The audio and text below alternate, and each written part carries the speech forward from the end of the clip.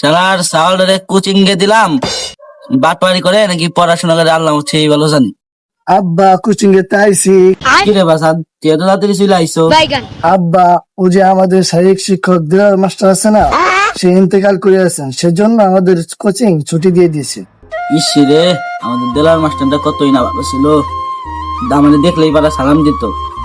আরে এখন যে মানুষের মৃত্যু আসে সেটা বলাই যায় না। আব্বা তাহলে আমি যাই হাত মুখ ধুয়ে আসি। ঠিক আছে বাজান, যাও।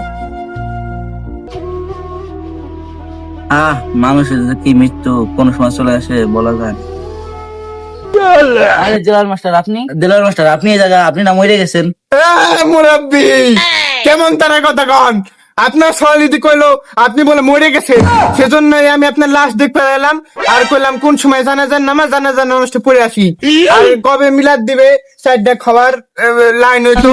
কেমন তারা কথা কন আমি মরে গেছি?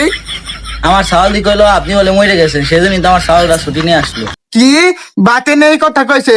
চলেন এখনই চলেন ওর কাছে যাবো। আরে ডালিম ভাই এরকম রুমবা যদি আমার হইতে পাড়ায় আমার এলাকা। আপনি আর ঢঙ্গের কথা কয়েন না তো, চলেন চলেন। আব্বা স্যার এবারকার মতো মাফ করে দেন, আমি আর করবো না জীবনও। দেখছেন আপনার সর কোথায় উঠছে? এ সাওয়াল নাম, এ সাওয়াল নাম। এ শয়তানের বাচ্চা না, এই মি, আপনি আমার সাওয়ালে গালি দেন কে? তবে যে বাতের নাম, এ বাতের নাম। এ বাতানের বাচ্চা না, এ বাতানের আবার আবার গালি দেয়। না স্যার নামবো না, আগে ক্ষমা করেন।